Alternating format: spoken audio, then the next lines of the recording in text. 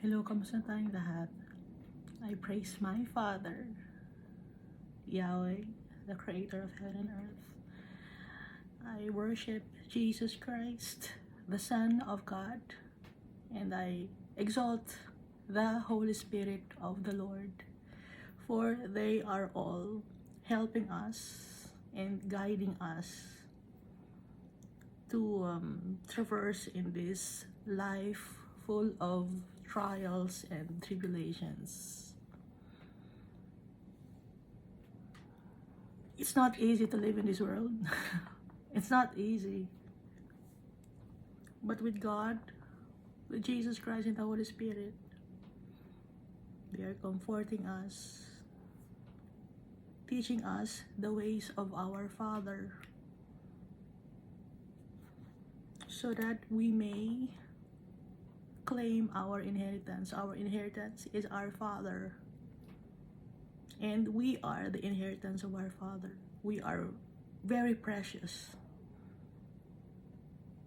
to our Creator, because He's the one who breathed onto us, gave us life. He created our body, He created our soul, and so He loves us so much, and He doesn't want us to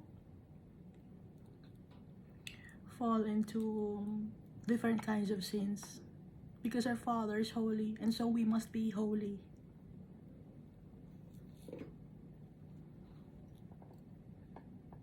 And that's the reason why He sent Jesus to us, to introduce us to our Father, to show us how to please our Father by having faith in Jesus Christ.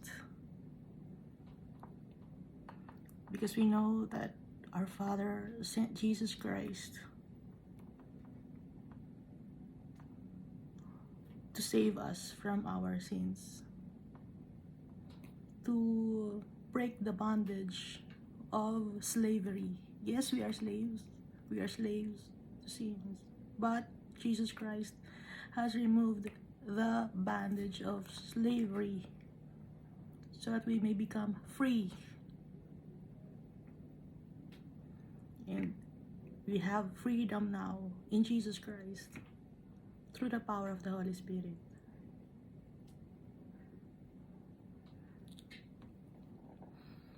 Pero hindi dahil sa may freedom tayo, we can do anything that we want. We have freedom now. Hindi na tayo nakadikit sa kasalanan. Malinis na tayo because of Jesus Christ.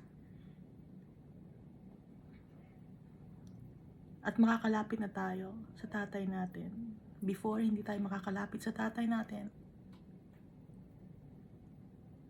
because of sins, nahaharangan ng kasalanan. Dahil nga nakatali tayo sa kasalanan, hindi tayo makalapit sa tatay natin.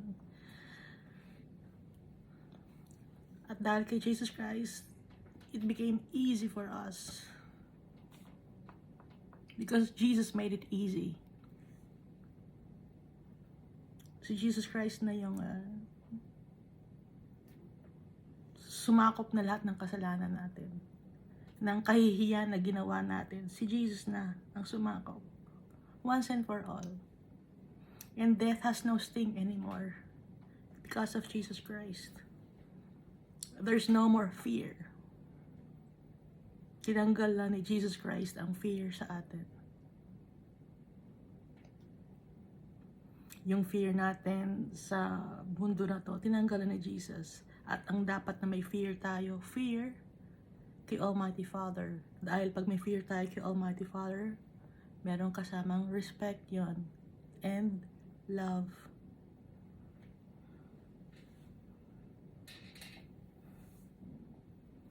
So dapat maging faithful tayo kay Almighty Father at saka kay Jesus Christ.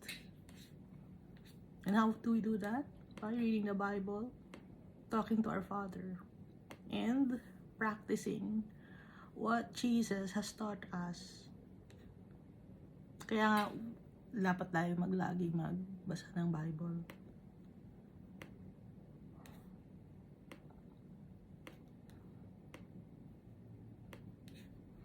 So last time we read Nehemiah chapter 11 and Nehemiah chapter 12.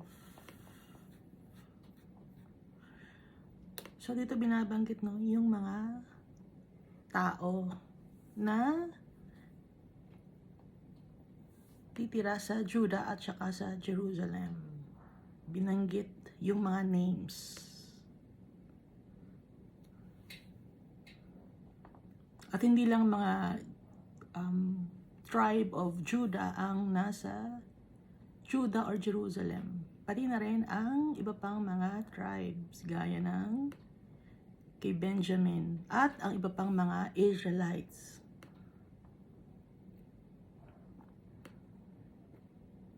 At dito no, nababasa natin na tulong-tulong sila to establish the land that the Lord God had given to them.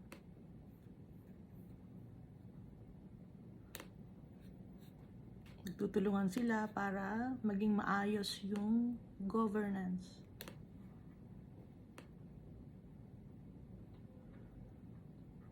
So, andito yung mga listahan ng mga pangalan ng mga priests at saka ng iba pang mga leaders. Dito sa Nehemiah chapter 12, no, yung binanggit dito na hindi na ang Babylon ang empire, kundi Persian Empire na. Ang nag-reign na rito ay si Darius the Persian. So matagal na year, maraming taon na ang mga lumipas. Pero syempre, hindi lang kasi 1 year may establish ang isang lugar. Kasi unang-una, nung nasira yung Jerusalem at saka Judah, syempre lahat bagsak yun. So nung dumating si Nehemiah, saka lang sila nag-rebuild. Tapos nung dumating si Nehemiah, hindi naman 1 taon lang yun ni-rebuild. Dahil wala silang mga machineries, pero tulong-tulong sila. By hand ang gawa nila. So walang machineries at wala ring kuryente, no? So kung ngayon mabilis lang ang gawain dahil may kuryente na, may mga tools na tayong ginagamit. Sila yung mga tools nila is yung mga simple lang, mga martilyo, ganon, tsaka mga bato. Hindi natin alam kung paano sila naglalagari. No?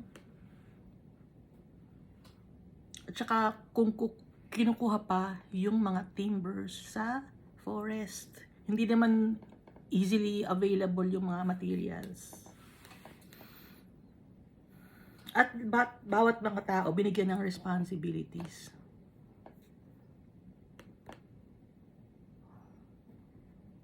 So nabuo na rito yung Wall of Jerusalem.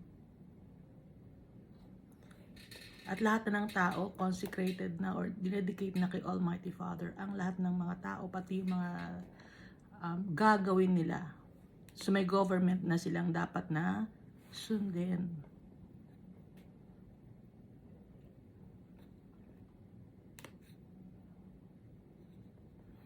At kung makikita natin, lahat ng mga bagay na ginawa para kay Almighty Father, i-dedicate. Yung mga tao, they dedicated it to the Almighty Father. Yung wall, they dedicated it to the Almighty Father. Ano pa, marami, pati yung mga fruits, at saka yung mga vegetations, i-dedicate din kay Almighty Father, yung mga first fruits. Meron silang mga ganun na ordinance or statutes.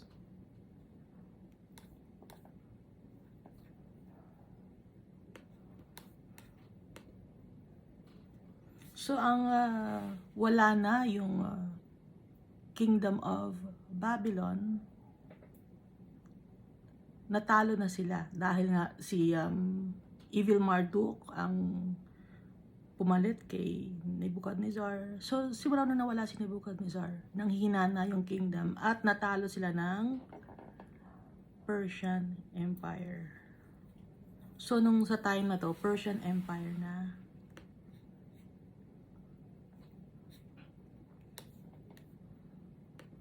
So, basahin natin tong last chapter ng Nehemiah. On that day they read from the book of Moses in the hearing of the people, and in it was found written that no Ammonite or Moabite should ever come into the assembly of God. Dati kasi lahat ng mga iba-ibang mga lahi, hindi sila lahi ng Israel, pero umaattend sila ng assembly, ng pulong. Pero dito ngayon sa chapter 13, nabasa nila sa Book of Moses. Saan bang parte ng Book of Moses yun? Sa Book of Numbers, chapter 22. Kaya hindi dapat sumali ang mga Ammonite or ang mga Moabites. Alam natin na yung Ammonite at ang Moabite, ang sino magkapatid? Magkapatid sila sa tatay. Tapos yung nanay nila magkapatid. Dahil ang tatay nila ay yung lolo nila. ang gulo. Ang gulo, no? Yung tatay nila, yun yung tatay ng mga nanay nila. Magkapatid yung nanay nila. So, Ammonite and Moabite, kaya yung lupa nila magkadikit. Sila ay anak ni Lot. Hindi sila dapat sumama sa assembly ng or gathering for the Almighty Father. Why? Because of what's written in the Book of Numbers, chapter 22. Na nung dadaan na yung mga Israelites sa lugar ng Moab at saka ng Ammonites, gusto silang isumpa, no? Dito sa sa verse 2, because they had not met the children of Israel with bread and water, but hired Balaam against them to curse them. However, our God turned the curse into a blessing. So kung gusto nyo malaman kung ano nangyari, basahin nyo sa Numbers chapter 22. Dahil itong si Balaam, siya yung leader ng Moabites. Tapos kumuha siya ng isang prophet para bigyan ng curse or isumpa ang mga Israelites kasi natatakot sila. Kasi dadaan lang naman yung mga Israelites from Egypt. Marami na silang dinaanan. Ngayon dadaan lang sila sa lugar ng Moabites and Ammonites. Pero hindi sila pinadaan. Instead, gusto silang isumpa.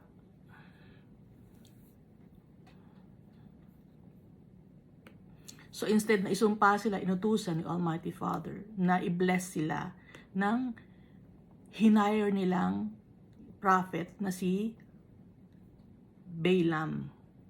Yung king ay si Balak, no? King ng Moabites. Si Balaam ang prophet. Verse 3. So it was when they had heard the law that they separated all the mixed multitude from Israel. So yung mga imbis na kasali sila sa gathering, yung mga Moabites, Ammonites, and other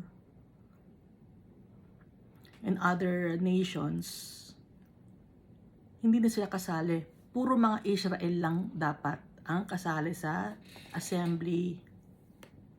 Pag nag-gather sila at pinag-uusapan nila ay tungkol sa kanilang nation, Israel, no? Sila lang.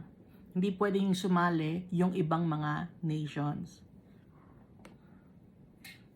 Hinihiwalay na. Ulitin ko, dahil sa nabasa nila na sinulat ni Moses, Numbers chapter 22. So yun ang na-trigger na hindi na isali ang mga Moabites and Ammonites and other nations or other lahi aside from sa lahi ni Israel na kasama doon yung kanyang mga 12 sons. Sa verse 4 na tayo, no?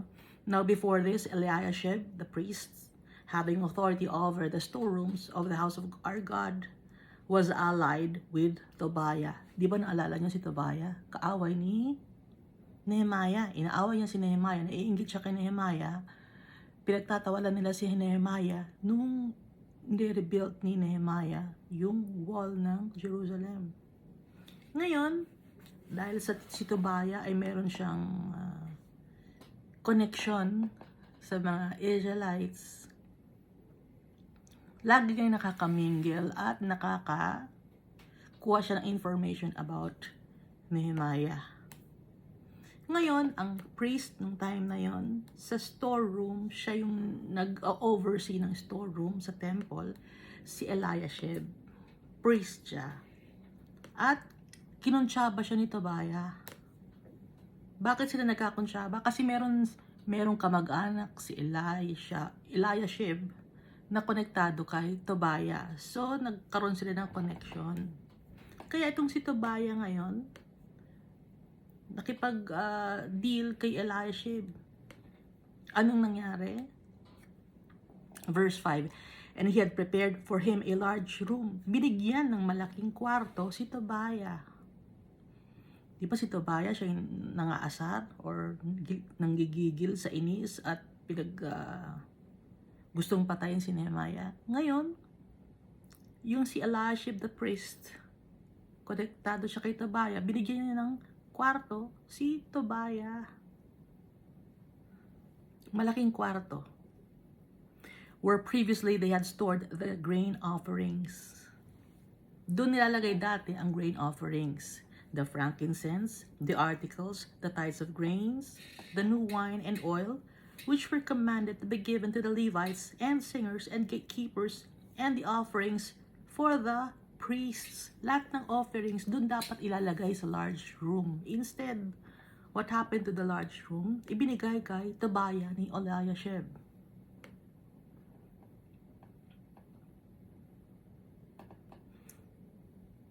So dun tumira si Eliashib sa loob mismo ng Jerusalem, na siya ang nangunguna dati ng mga away kay Nehemiah, no? Ibang klase, di ba? Ang ugali ng mga tao. So, may mga tao ng ganito ang ugali noon. Meron pa rin mga tao na kasing kaugali ni Tobiah. At nakatira siya sa Temple of God. Kasi sakop ng Jerusalem yun. Storerooms of the house of our God. Sakop ng temple. Doon nakatira si Tobiah.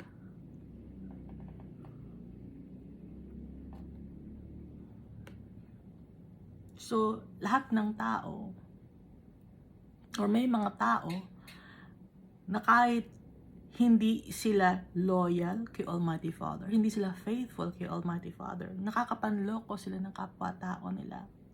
Gaya ni Tobiah, ginagamit yung kanyang connection. Naintindihan ninyo?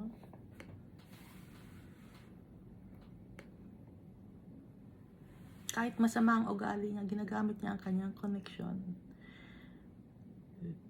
Pinapasok ang isang organisasyon ng mga tao na hindi naman faithful kay Almighty Father, kundi gusto lang manggamit. Naiintindihan nyo? Hindi. Gagamitin lang ang pangalan ni Almighty Father. Verse 6. But during all this, I was not in Jerusalem, for in the 32nd year of Artaxerxes, king of Babylon, I had returned to the king. Then after certain days, I obtained leave from the king. So, dun sa ika-32nd na pagre-reign ni Artaxerxes, bumalik siya sa Persia. Pero nung time na to, naging king of Babylon na si Artaxerxes, dahil nga sinakop na ng Persia yung Babylon. So, nung dati, 20th year of being a king, si Artaxerxes, nung pumunta si Nehemiah para i-rebuild ang temple of God and the wall of Jerusalem sa ika-20th year ng pagiging hari ni Artaxerxes. Tapos, nung ika-32nd year ng pagiging hari, bumalik si Nehemiah kay King Artaxerxes. So 12 years na wala si Nehemiah. Inayos niya muna yung Jerusalem bago siya bumalik kay King Artaxerxes after 12 years. Then, after certain days, I obtained leave from the king. Tapos, nag-stay siya sa king na ilang mga araw. Tapos, nakakuha na naman siya ng leave from the king dahil alam naman natin na siya ay isang cupbearer. Pagpunta na niya ng Judah, siya ay isang governor. Pero pagbalik niya sa kanyang nakakataas sa kanya, siya ay isang cupbearer pa din. At kailangan niyang humingi ng leave from the king. Verse 7, and I came to Jerusalem and discovered the evil that Eliashib had done for Tobiah in preparing a room for him in the courts of the house of God. Doon ngayon na-discover, nung pagbalik ni Nehemiah, na-discover niya na tong si Eliashib, binigyan ng kwarto si Tobiah mismo sa courts ng Temple of God. Yung storeroom ng mga tithes, ng mga pagkain, ng kung ano-ano pa para sa mga tao, ginawang kwarto. Verse 8. It grieved me bitterly. Therefore, I threw all the household goods of Tobiah out of the room. Nagalit si Tobiah. Nagalit si Nehemiah, sorry. Bakit nagalit si Nehemiah? Si Tobiah, siya yung ayaw niyang magawa ang Jerusalem, no? Pero siya ngayon ang nakatira dun sa house of God, sa temple.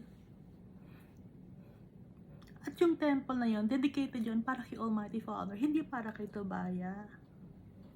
Kaya, Nehemiah grieved bitterly. Galit siya, umiyak siya sa sama ng loob. Kaya ang ginawa niya, itinapon niya lahat ng mga kagamitan ni Tobiah sa labas ng kwarto. Verse 9, then I commanded them to cleanse the rooms.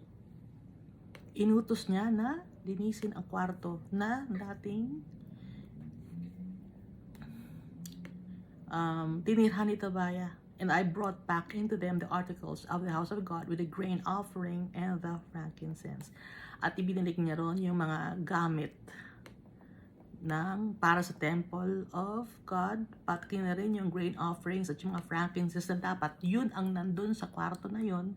Tinanggal yun ni Eliashib para lang i-accommodate si Tobiah. Ngayon, nung bumalik si Nehemiah, nagalit siya, masama ang loob niya, umiyak siya.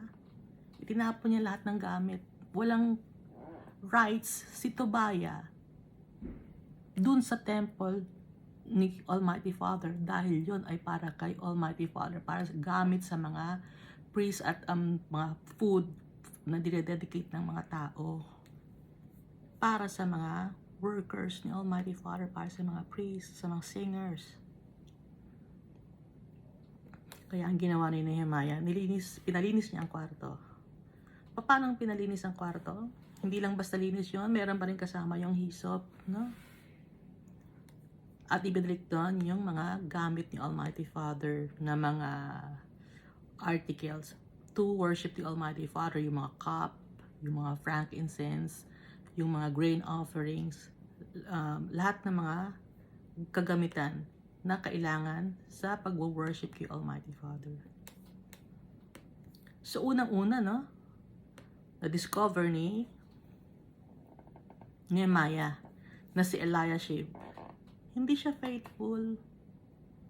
Kasi bakit niya ibinigay kay Tobiah yung room ng house of God?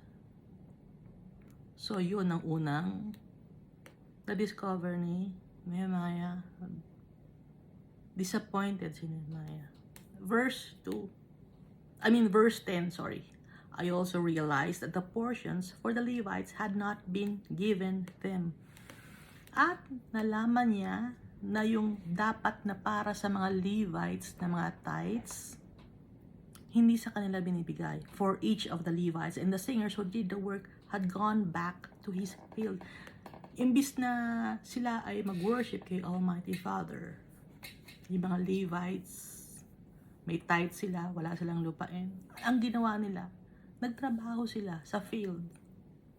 Pati yung mga singers. Di ba nabasa natin sa Nehemiah chapter 10? Meron silang seal na sa document, nilagyan ng stamp or parang pinirmahan nila na yun ang dapat nilang gagawin. Ano ang dapat nilang gagawin, yung mga ordinances, statutes. Na yung temple, dedicated yun kay Almighty Father. Lahat ng para kay Almighty Father ito sa temple. Pero ginawang bahay ni Tobiah dahil kay Eliashib. Ano pa? Dapat yung mga Levites meron silang makukuhang tithes. Pati mga singers provided din ng mga pagkain. Pero hindi. Wala silang nakukuha. So, yun. Pangalawa, no, na discover ni Nehemiah. So, verse 11. So, I contended with the rulers and said, why is the house of God forsaken? Bakit pinabahayaan ninyo ang bahay ni Almighty Father? And I gathered them together and set them in their place. At tinipon ni Nehemiah lahat ng mga tao, yung mga Israelites, at pinagsabihan niya, inilagay niya sa dapat na kalalagyan yung mga tao. Yun ang ibig sabihin na yung mga kanilang mga responsibilities hindi na ginagawa, kaya pinagsabihan niya. Verse 12, then all Judah brought the tithe of the grain and the new wine and the oil to the storehouse. Dun pa lang, no? Yung mga Judah, dun pa lang nagbigay ng tithe of the grain at new wine at saka oil. Saka lang ipinasok sa storehouse. Kasi, nung una, hindi sila makapagbigay ng tithe, ng grain, ng new wine, at saka ng oil. Bakit? Sino ang nandun sa storehouse? Si Tobiah. So, isipin na, bakit kami maglalagay ng tithe doon? Ng new wine at saka oil? Wala namang paglalagyan, nandun si Tobiah.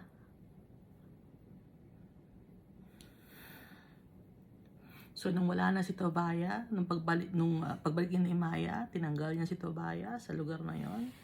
Pinagsabihan niya yung mga tao, ba't hindi nagbibigay ng tithes? At saka lang nagdala ang mga Judah ng tithes of grain, new wine, and oil to the storehouse. Verse 13, and I appointed as treasurers over the storehouse Shelemiah the priest, and Zadok the scribe, and of the Levites, Pedaiah, and next to them was Hanan, the son of Zakur, the son of Mattaniah, for they were considered faithful, and their task was to distribute to their brethren. So, importante na faithful ang mga workers of the Almighty Father. Yun ang unang requirement na binanggit dito, for they were considered faithful. Ano pa ang pangalawang requirement? Their task was to distribute to their brethren. Marunong sila or kaya nilang mag-distribute ng task ng kanilang trabaho para sa brethren. Kaya nilang makipag-usap sa mga tao. Verse 14, remember me, O my God, concerning this, and do not wipe out my good deeds that I have done for the house of my God and for its services. Yun ang prayer ni Nehemiah. Natandaan mo ako, Almighty Father. Huwag niyo pong akong kalilimutan yung ginawa ko po para sa inyo. Ibig sabihin, kaya siya gumawa dahil may pananampalataya siya kay Almighty Father. Nagtitiwala siya at gusto niyang maglingkod kay Almighty Father. Gusto niyang gawin yung tama, yung nararapat, yung worthy para kay Almighty Father. Ano yun? Yung tama ang dapat natin gagawin. Yun ang worthy. Yung purihin si Almighty Father sa pamamagitan ng mga bagay na ginagawa natin. Kasi kung pupurihin natin si Almighty Father pero wala naman sa gawa, paano yun? Kaya dapat, di ba, may kasamang gawa. Faith without works is dead. Dahil yung faith natin, ang resulta ng faith natin ay yung paggawa natin. Yung good deeds, yun ang resulta ng ating pananampalataya. Verse 15, in those days, I saw people in Judah treading wine presses on the Sabbath. May nagtatrabaho. Alam niyo yung treading wine presses? Tinatapakan yung mga grapes. Pag Sabbath, gumagawa sila ng wine. nakita ni Nehemiah, and bringing in sheaves and loading donkeys with the wine, grapes, figs, and all kinds of burdens, which they brought into Jerusalem on the Sabbath day. Yung mga Jew mismo, sila gumagawa ng mga wine, nagtatrabaho sila, hindi nila in-honor yung Sabbath day. Ibig sabihin, 7 days of the week, wala silang ginagawa, kundi para lang sa kanilang sarili.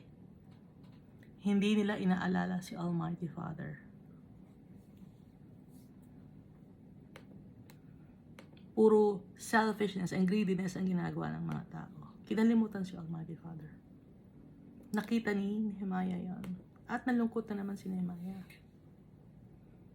And I warned them about the day on which they were selling provisions. Ano yung selling provisions? Instead of giving supplies or tithes to the house of God, ano ang ginagawa nila? Binibenta nila yung mga first fruits.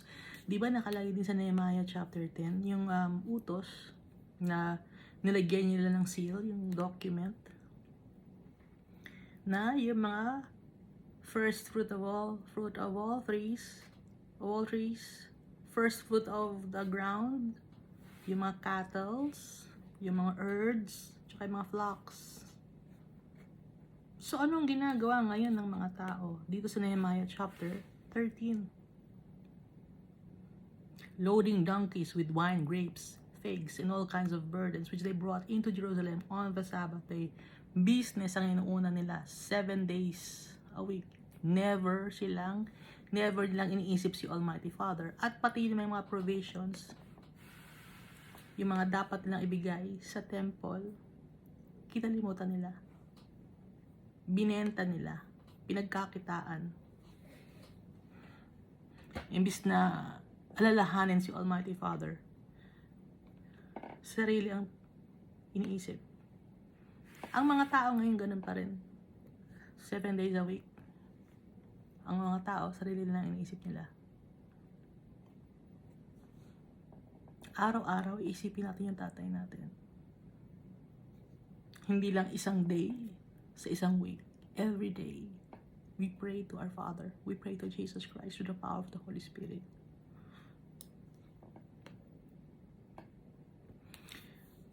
Actually, hindi naman talaga kailangan ni Almighty Father ng mga provisions, but yung mga workers. So, yung mga provisions na to, Levites ang tatanggap nito. No? At yung mga grain offering yon na pwede sa kahit sino. So, itong provision na to, tithes to and offering. So, ang tatanggap lang ng tithes, sino? Mga Levites. Ang tatanggap ng offering, sino? Yung mga singers, gano'n. Kung hindi sila Levites. Okay? Pero kung Levites din sila, tatanggap din sila ng tithes. Dahil wala silang lupa. Na nabasa natin, di ba? Sa Nehemiah chapter 9 ba yun? O dito tayo sa verse 16.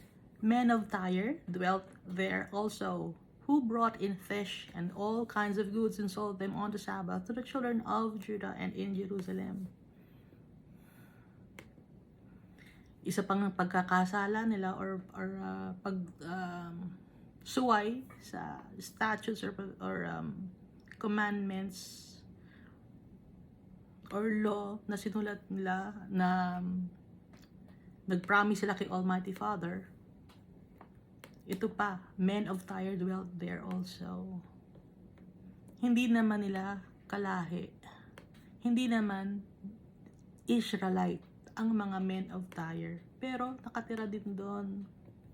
Ano ang ginawa? Nagdala ng mga isda at ng mga iba-iba pang mga bagay at nag-business na naman kahit na Sabbath day para sa mga tao at sa tao sa Judah at saka sa Jerusalem. So, nakakalimang blunders na ang mga taga-Judah. Yung una, hinayaan ni Eliashib nakipagkunsyaba siya kay Tobaya. Yung pangalawa, hindi nabigay yung mga portions, yung mga tithes para sa mga Levites at sa mga singers. Yung pangatlo, anong ginawa? Hindi nila inisip si Almighty Father, nagtrabaho sila ng 7 days a week. Yung Sabbath day, kinalimutan nila. Yung pang-apat, hindi sila nagbigay ng tithes. Ibinenta pa nila. Pinagkakitaan pa nila. Pang-lima, ano ang ginawa nila? May mga taong labas na hindi naman Israel, kundi taga-Tyre. Yung Tyre ngayon, sakop nito ay Lebanon. Nagdadala ng isda. Dahil yung Tyre katabi nun ay mga dagat. So alam natin na yung Tyre, tsaka yung Sidon, ang mga kanilang mga Phoenician sila, na magaling silang gumawa ng mga boats, at saka mga fisherman sila.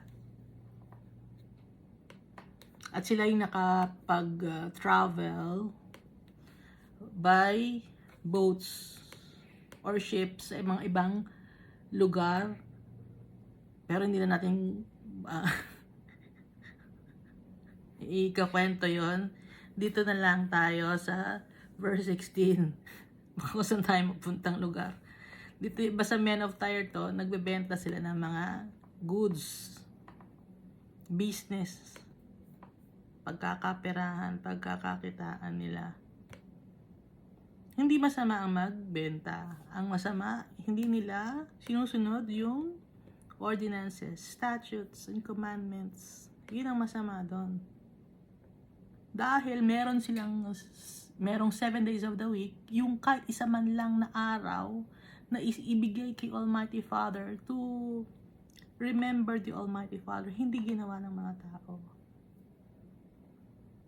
Hindi binigay ng mga tao ang para kay Almighty Father, ang respeto. Yun lang yun eh. Respeto, hindi mo mapapabibigay. Yung i-acknowledge yung Almighty Father na siya ang creator ng mundo, hindi mo pa maibigay. Yung pagpapasalamat kay Almighty Father sa lahat ng blessings sa araw-araw, hindi mo pa ba maibigay? Kaya masama ang loob ni Nehemiah.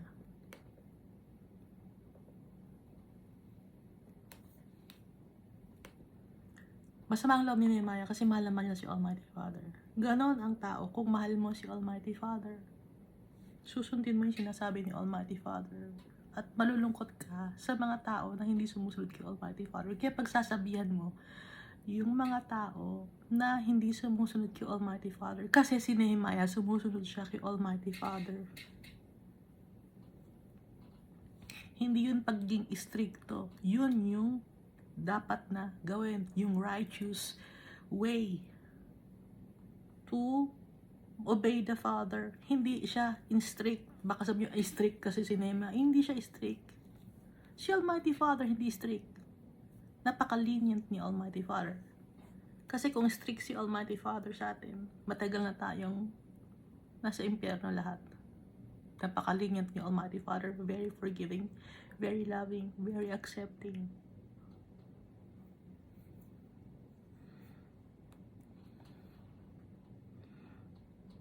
Kaya nahihiya si Nehemiah sa ginagawa ng kanyang mga kapwa-tao. Ibigay natin yung nararapat kay Almighty Father, yung love and respect, yung buong sarili natin. Dahil wala tayong pagmamayari dito sa mundo.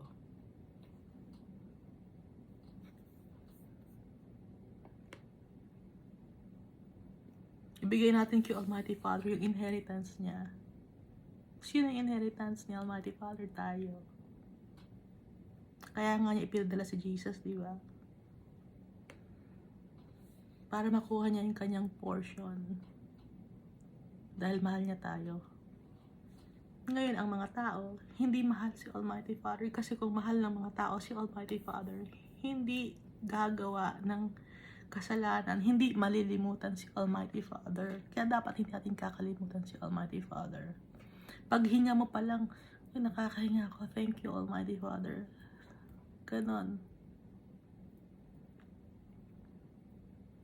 Dahil si Almighty Father, puso at isipan niya, nasa sa atin, tayo lagi, ang iniisip niya. Matagal na tayo niyang inaantay na bumalik sa Kanya. Verse 17.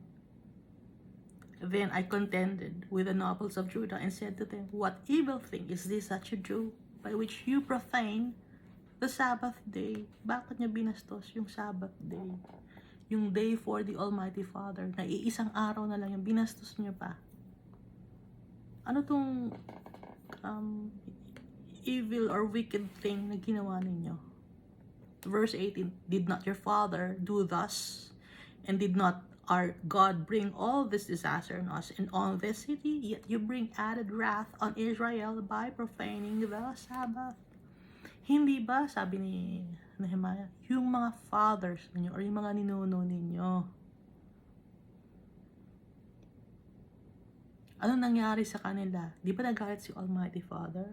Nasira ang city. Nasira ang Judah. Dahil sa galit ni Almighty Father. Pero ngayon, ano ang ginagawa ninyo? Binabastos ninyo ang Sabbath. Dinadagdagan ninyo ang galit ni Almighty Father sa mga tao. Dahil di nyo sinusunod yung mga commandments, statutes, and laws of the Almighty Father. Nakipag-oath sila, nagsumpa sila kay Almighty Father. Nakalimutan agad ng tao ang kabutihan ni Almighty Father dahil sa selfishness ng mga tao.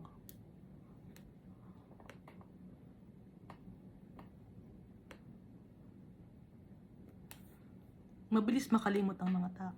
Pero si Almighty Father never makakalimot sa kanyang mga anak. Verse 19, so it was at the gates of Jerusalem as it began to be dark before the Sabbath that I commanded the gates to be shut. So bago pa man mag-Sabbath, hindi Sabbath, no?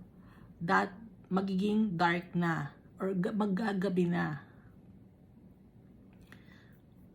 So sa ika-6th day, gabi na yun, ano? Nagdidilim na. So, pag magliliwanag na yun na yung Sabbath day.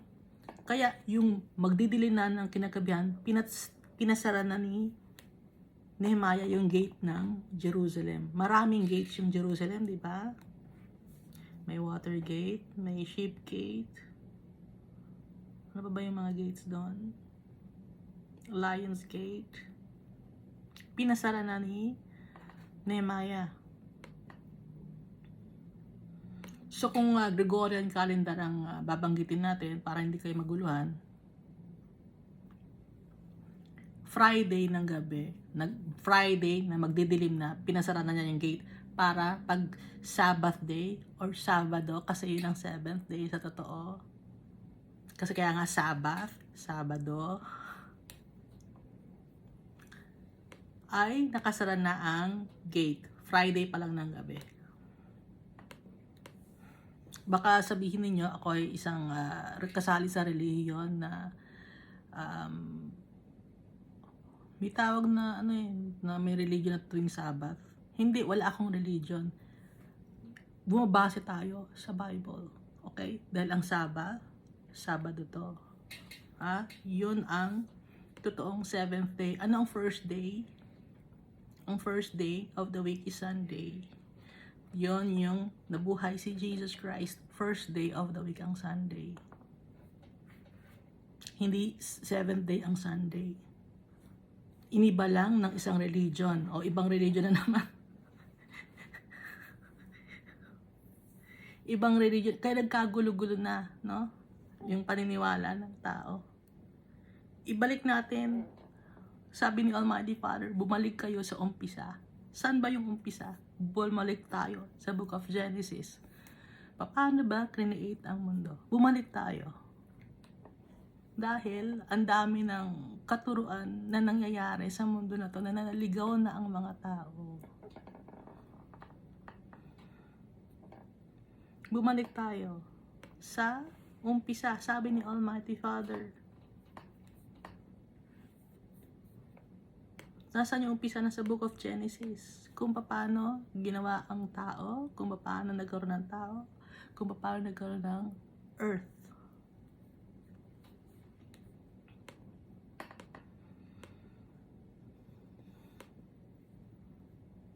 So, tuloy natin verse 19. Then I posted some of my servants at the gates so that no burdens would be brought in on the Sabbath day, para walang problema. Mga servant niya mismo ang pinatao niya sa gates. Para pagdating ng Sabbath day or ng 7th day or rest day, walang problema, walang manggugulo. O, noon man may mga taong manggugulo na. Kaya to make sure, ginawa ni Nehemiah kanyang mga servants na mismo. Verse 20, now the merchants and the sellers of all kinds of wares lodged outside Jerusalem once or twice. Isang beses o dalawang beses, yung mga merchants, mga businessmen, mga nagtitrade, mga nakikipag-barter, nagbebenta ng lahat-lahat ng mga klase ng mga earthenwares, para palengke, no? Nag-lodge sila outside ng Jerusalem. Doon sila tumira. Lodge eh. Ibig sabihin, doon sila naggawa ng kanilang mga tent, doon sila matutulog, nakapwesto yung kanilang mga binibenta.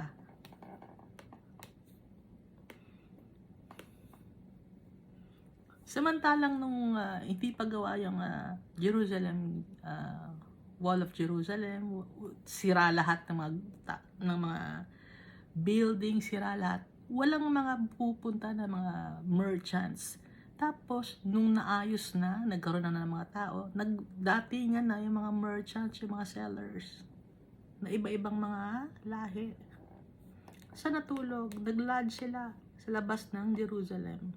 So, ibig sabihin, nandun sila sa sakop ng Judah. Kasi yung Jerusalem, maliit na city yon sa loob ng Judah. So, nakakalat sa Judah yung iba pang mga merchants and sellers. So, ito nakadikit sila mismo sa wall ng Jerusalem. Para paglabas ng mga nasa... Dahil yung Jerusalem, yun yung capital. No?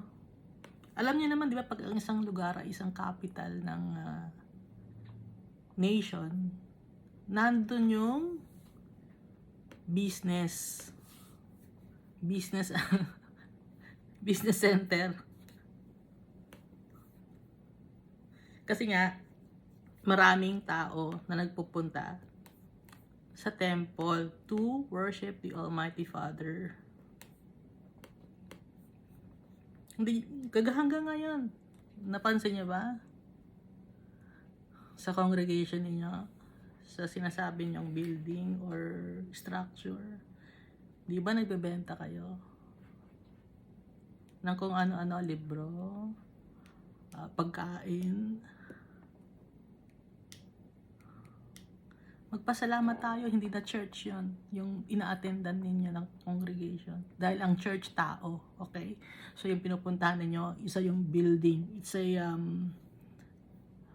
building to assemble the people. Pero hindi yon ang church. Magpasalamat tayo na hindi yun ang church. Kasi pag yun ang church, magagalit si Almighty Father. Dahil ang church tayo. Okay? So, yung inatendan nyo, huwag yung tatawagin church yun. Hindi yun church.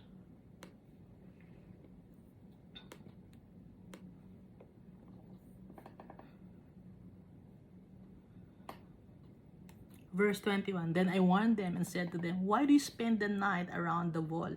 So, yung wall ng Jerusalem mismo na itinayo dati, nandun, dun natutulog yung mga businessmen, mga merchants, mga sellers, traders, nag-barter ng kung ano-ano, mga gulay, isda, ginawang palengke.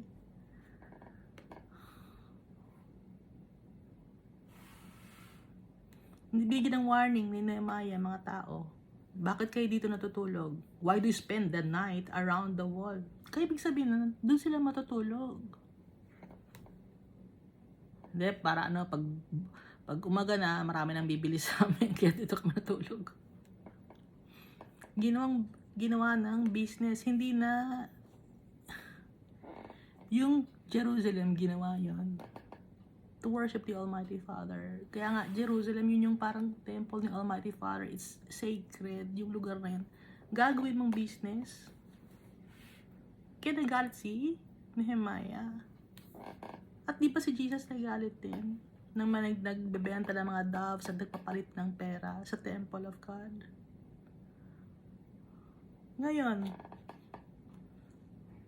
yung ina-attendan ba ninyo na building, church ba yan? Yun ba ang temple of God? Hindi yun ang temple of God. Ang temple ni Almighty Father ngayon. Yung puso natin.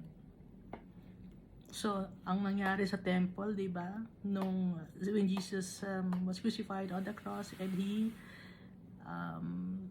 yielded His last breath, anong nangyari sa temple? Yung curtain ng temple nasira from top to bottom. Ibig sabihin, hindi na yon ang temple. Ang temple lang ni Almighty Father. Saan nananahan si Almighty Father? Sa puso natin. Tayo ang church. Ha? Hindi na ang building. Ngayon, nung time na to, kailangan yung building or yung Jerusalem holy. Kaya nagagalit si Nehemiah. Ngayon, tayo ngayon, ano ang gagawin natin sa katawan natin? Holy tayo ang katawan natin. Dahil tayo yung church ni Almighty Father.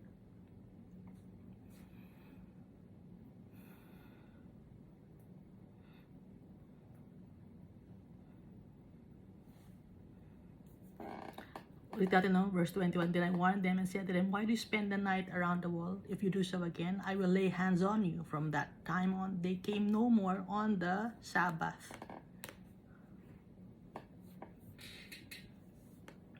Alam ko sa mga congregation ninyo, nagbebenta kayo pag Sabbath day ninyo or Sunday na rest day, no? Sige lang, magbenta kayo dyan. Ginawa yung negosyo, yung mga taong ma-attend dyan para kumita kayo. Maliban pa sa tithes, meron kayong mga lugar na pinaparenta.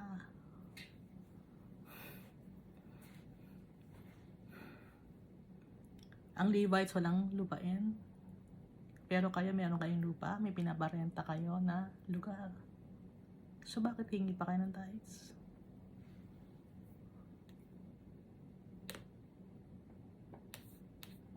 Verse 22, And I commanded the Levites that they should cleanse themselves.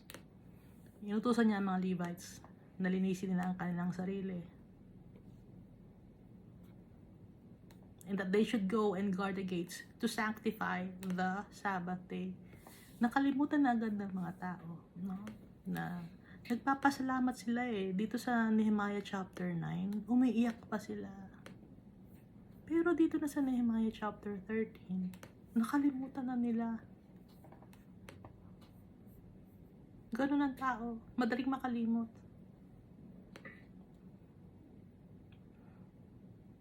Tuloy natin, no? Remember me, O my God, concerning this also, and spare me according to the greatness of your mercy.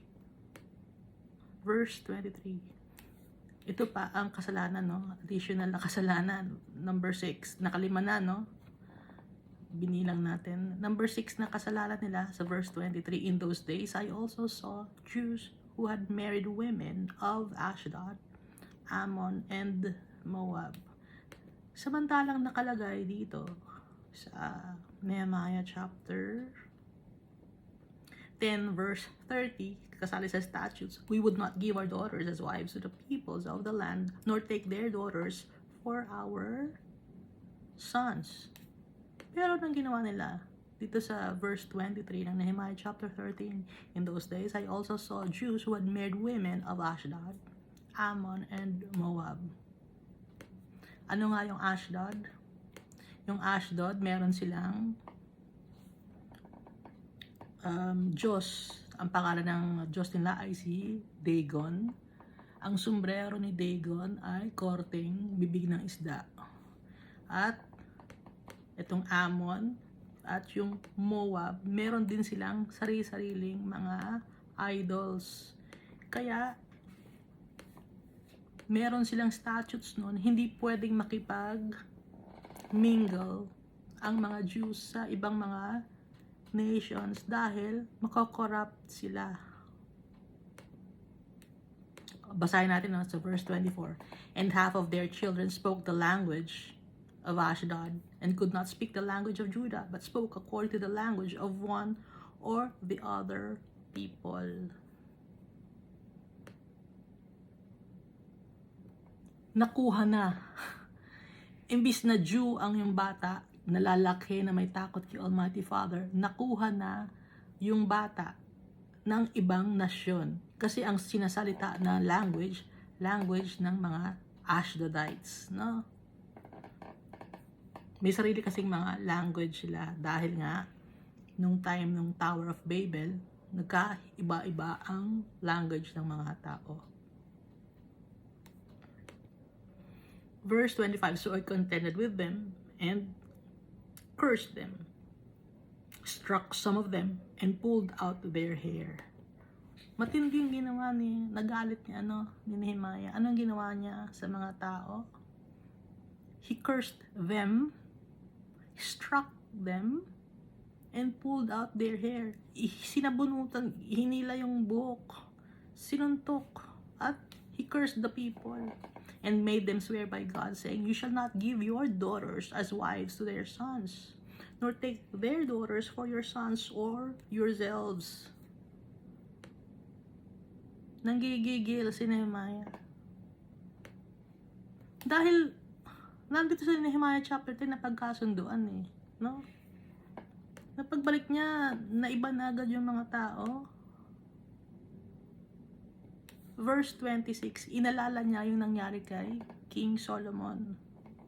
Binanggit ni Nehemiah.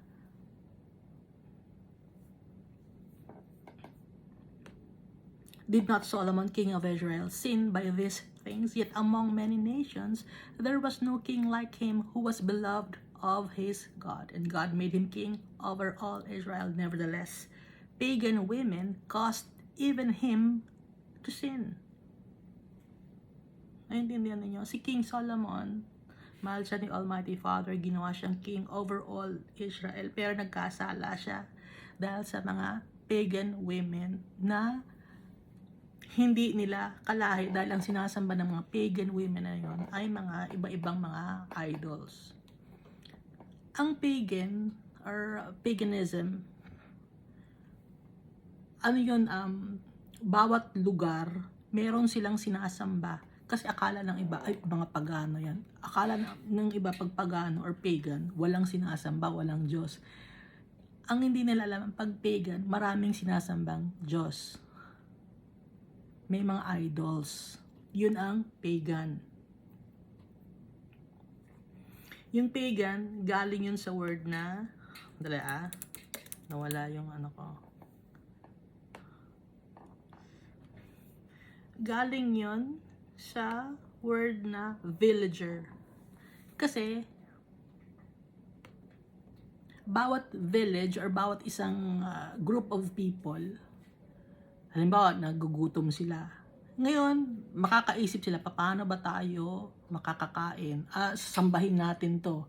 Pag sinamba natin to, tsak makakakain tayo. Nagkakataon na pag sinamba nila yun, ang daming nahuhuli sila na isda or nahahakot na mga wheat or vegetation. Kaya yun ang sinasamba nila, bawat village. Kaya tawag doon, pagan.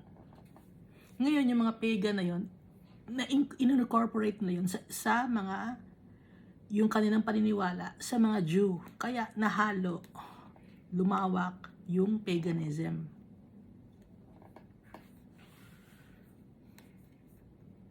maraming sinasambang Diyos or maraming sinasambang mga idols ang pagan. At kaya nagkasala si Solomon dahil sa mga pagan women na galing sa iba-ibang mga village or iba-ibang mga nations or foreign country, foreign nations. Iba-iba kasi, ulitin ko, iba-iba kasi ang sinasamba. Ngayon, kung meron kang iba-ibang mga sinasamba, sino ba yung mga sinasamba mong iba-iba? Diyos ng, merong Diyos ng mga puno, Diyos ng mga dagat, o santo ng mga meron mga santo ng mga veterinaryo, santo ng mga doktor, ay ito, santo ng cancer, itong dadasalan natin. Mga ganon. Paganism yun. Para may mga expertise. May expertise. Ito yung santo ng ng halamang dagat. Yun ang sasambahin natin para marami tayong mahakot na halamang dagat. Example lang yun, ha? Ay, ito ang santo ng ng magandang ani. Yun ang tawagin natin para maganda ang ani natin. May mga expertise yung mga sinasamba. Si Almighty Father, lahat expert siya. Siya ang creator. Bakit magsasamba ka ng ibang mga tao na may mga kanya-kanyang expertise? Samantala, ang pinaka-expert si Almighty Father.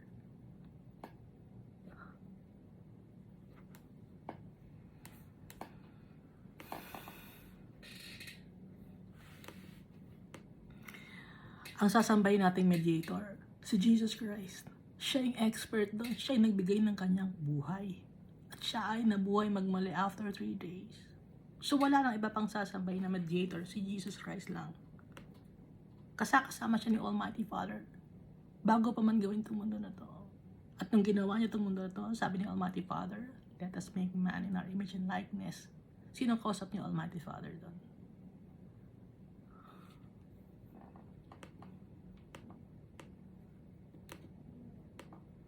At saka nakalagay dito sa 2 Corinthians chapter 6 verse 14, do not be unequally yoked together with unbelievers.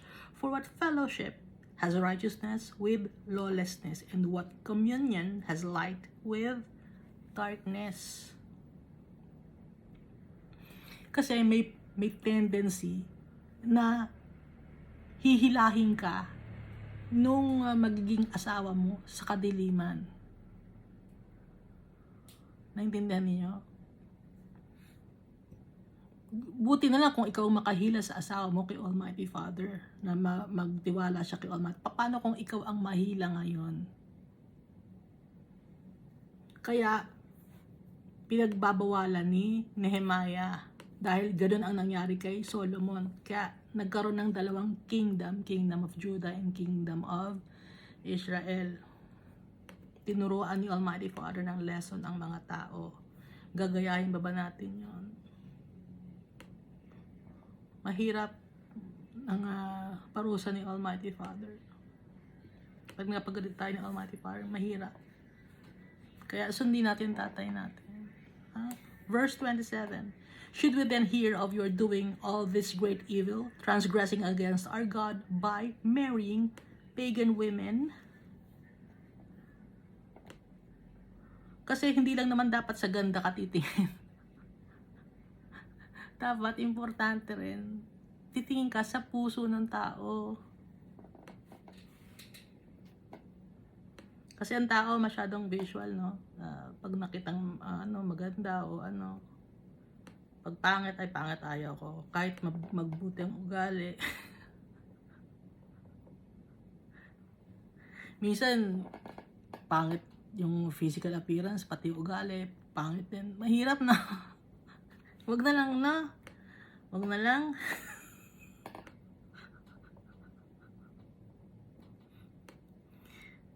Kaya sabi ni Almighty Father, di ba, kay Jeremiah, huwag na lang mag-asawa ikaw, Jeremiah. Si Daniel, hindi na rin nag-asawa. Huwag na.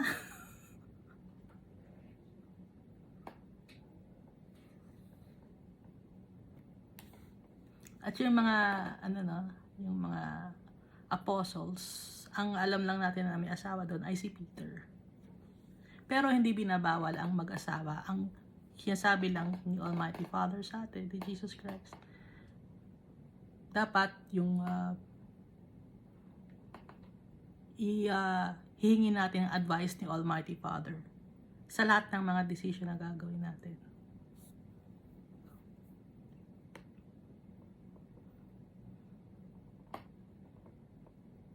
At saka malaki ang impact sa buhay ng isang tao yung pag mag-aasawa ka. Napakalaking ano yun,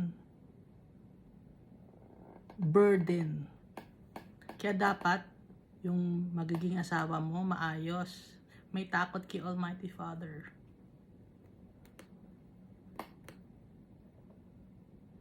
Kaya kailangan natin hingin ang guidance ni Almighty Father sa mga major decisions na gagawin natin, and even sa mga small decisions, dahil tayo hindi tayo marunong. Puro mali-mali ang mga desisyon natin sa buhay.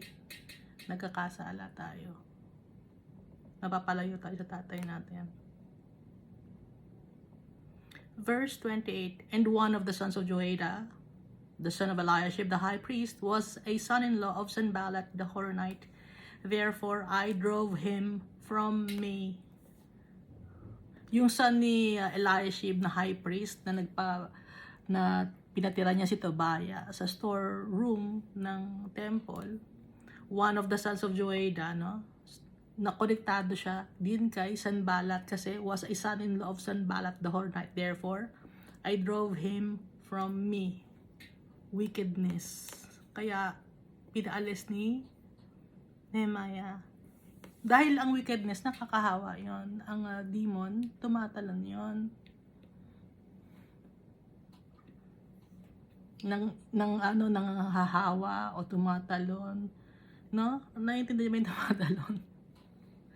Yung dati maayos kang tao, tapos na-influensyan ka ng mga kaibigan mo. Nakita mo kasi, okay ata to. Ngayon, yung demonyo ngayon, dahil sa demon possess yung mga kasama mo, ngayon, parang mai-influensyahan ka na rin.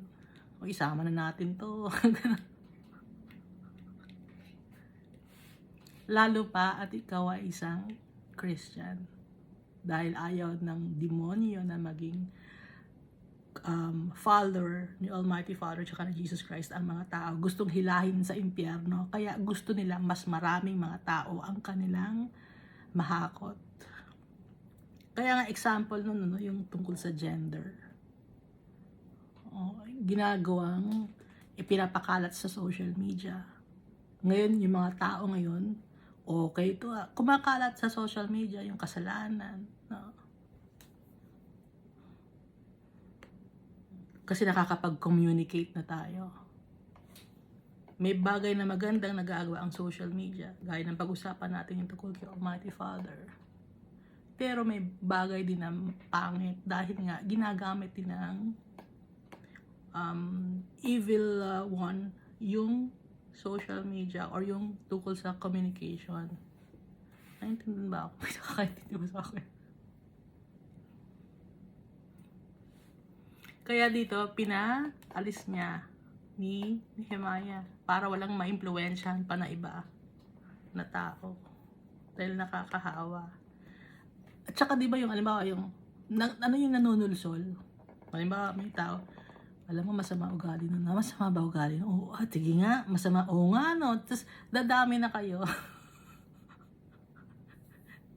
Dati, isa lang ang nanunulsol na masama ugali. Tapos, kumuha ka ng isang kasama mo. Oy, alam mo, nagchismisan na kayo. O, naging dalawa na kayo. Tapos, ichinismis nyo ngayon, naging 3 na kayo. Dumami na kayong mga masasama ugali. Naghahawa-hawa na. Kaya nga, iniwas ni Nehemiah yung wicked na tao. Pinaalis na niya para hindi na makahawa ng ibang mga tao. Yan, nakakaintindihan tayo, no? Sino ba kausap ko?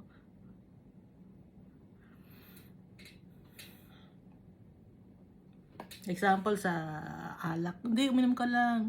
Isang inom lang, isang lagok lang eh. O, ito, isang lagok lang. O, naka-isang lagok ka na, isa pa, dalawahin mo na. O naging lasinggero na. Tapos, nasira na yung buhay. May mga nang-uudyok, ha? Sino yung mga nang-uudyok na yun? Mga demon possessed din yun. So, dapat malakas ang ating pananampalataya kay Almighty Father. Kaya nga, pati itong mga asawa, no? Yung mga asawa nyo, nang-uudyok ba na gumawa kayo ng kasamaan? Kung inudyukan kayo ng asawa ninyo na gumawa ng kasamaan, hindi yun kay Almighty Father. Ipag-pray ninyo.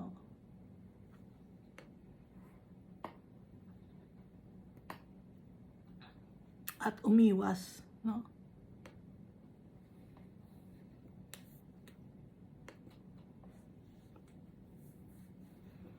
Dahil pag mangyari yon, sumali ka sa wickedness, mapupunta ka sa impyerno. Kahit pa sabihin na Christian ka, tapos naging wicked person ka, gumawa ka ng kasalanan, magsisisi ka ngayon sa impyerno. Alam mo na yung dapat na gawin, pero hindi mo sinunod. Yun ang pag-iisipan mo sa impyerno ngayon. Mahirap yun. Verse 30. Verse 29 pa. Remember them, O my God, because they have defiled the priesthood and the covenant of the priesthood and the Levites. Alalahanin mo sila, Almighty Father, kasi sinira nila o dinumihan nila ang paglilingkod sa iyo at ang covenant mo, or yung contract, or yung usapin, or yung promise ng mga taong naglilingkod sa iyo. Sabi ni Nehemiah. Verse 30, thus I cleansed them of everything pagan. Nilinis niya. Pinagsabihan niya. Lahat ng mga tao, I cleansed them of everything pagan. Lahat tinanggal niya yung kadumihan na galing sa ibang mga nations or ibang mga lahi na natututunan nila na mga mali. Pinagsabihan niya.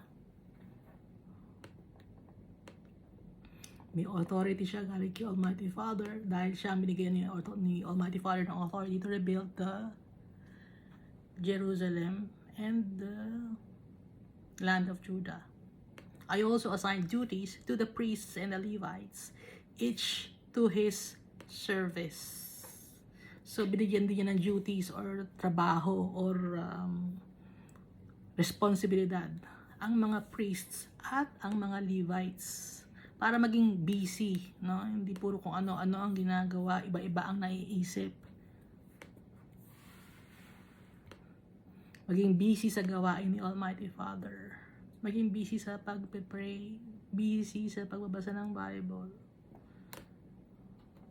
Verse 31, and to bringing the wood offering and the first fruits at appointed times, at dalhin ang wood offering at saka yung mga first fruits at appointed times dahil nalilate sila ng bigay ng wood offering. Dahil alam natin na yung wood offering yun ang ginagamit for the burnt offerings. At saka yung first fruits naman, yun naman ay mga offering din kay Almighty Father na ang kumakain naman doon ay ang mga priests and Levites. At kaya nagtatrabaho ang mga Levites kasi nga wala silang makain. Ngayon para hindi sila magutom, kailangan nila appointed times, merong oras, no, na pagkakasunduan sila. Remember me, oh my God, for good. Nagmakaawa si Nehemiah kay Almighty Father, Lord, alalahanin mo ako. Faithful si Nehemiah kay Almighty Father. Walang binanggit na asawa si Nehemiah, no? Kasi nakakapunta siya ng iba-ibang lugar nang wala siyang bit-bit or wala siyang na-meet. Gaya ni Moses, syempre iniisip niya yung asawa niya at yung anak niya. Tapos nag-asawa uli siya, di ba, na namatay yung kanyang asawa na una, si Moses. Pero itong si Nehemiah, wala tayong nakita o nabanggit na nag-asawa siya. At pinaniniwalaan na isa siyang eunuch. Pero wala namang nakalagay na eunuch siya. Pero nakakausap niya kasi yung mga babae sa kingdom ng Persia. So, may tendency na eunuch siya. Hindi natin alam kung eunuch din si Daniel, no? Pero wala ring asawa si Daniel. Kasama na si Shadrach, Meshach, and Abednego. Walang nabanggit na asawa. So, alam naman natin pag walang asawa, ibig sabihin hindi nakatabi ng isang babae. Ang sabi sa Book of Revelation, kasama sila sa 144,000 men. No? So most likely itong si Nehemiah kasama doon, pati si Daniel.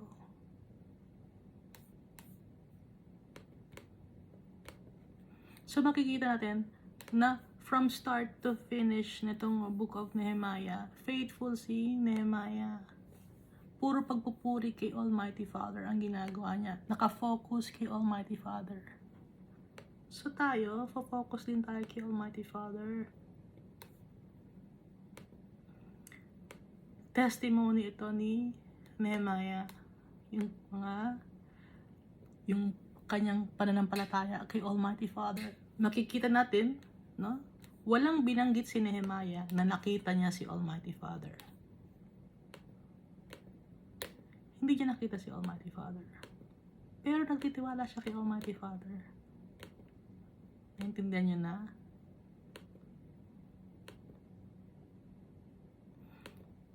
So tayo, magtitiwala din tayo kay Almighty Father. Kahit hindi natin siya nakikita. Dahil meron tayong pananampalataya sa Kanya. At nakikita natin yung mga bagay na ginawa ni Almighty Father. And at the same time, nagbabago si Almighty Father ng buhay ng tao.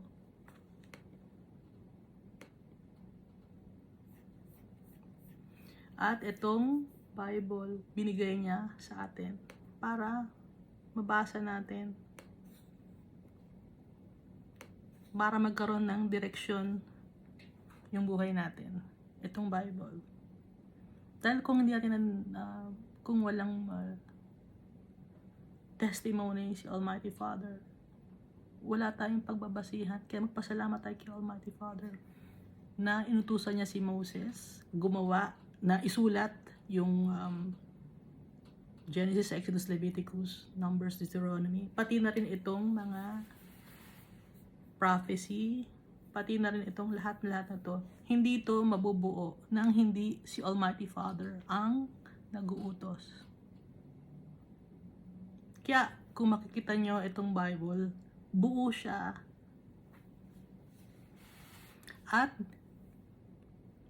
may proof din na yung mga archaeologists, no, kung i-check nyo, pati yung history ng ibang mga bansa, gaya ng may mga binabanggit na si Artaxerxes, si Darius, meron din, no, na binabanggit sa ibang mga books, like sa encyclopedia, sa mga history books, pati na yung mga lugar. So, sino magsasabi na hindi totoo si Almighty Father? May proof. Yung mga taong hindi nagsasabi na hindi totoo si Almighty Father, blind, ayaw nilang buksan na ng kanilang mga puso at isipan kay Almighty Father. At magpasalamat tayo kay Almighty Father dahil isa tayo sa mga anak niya na binuksan niya ng puso at isipan para makilala siya. Magpasalamat tayo kay Jesus Christ at sa Holy Spirit.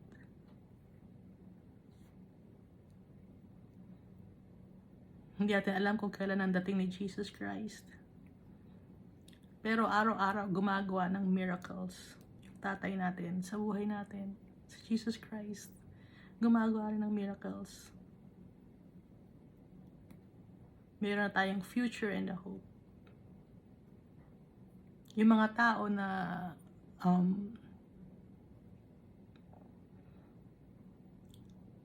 ang hangarin lang sa mundo na to ay magpayaman. Wala silang future and a hope kasi ang nakatingin lang sila sa mga bagay dito sa mundo. Tayo bilang follower of Jesus Christ and the Almighty Father, nakatingin tayo kay Jesus Christ at sa tatay natin na gumawa sa atin, at may future and hope na tayo. Hindi tayo mamamatay.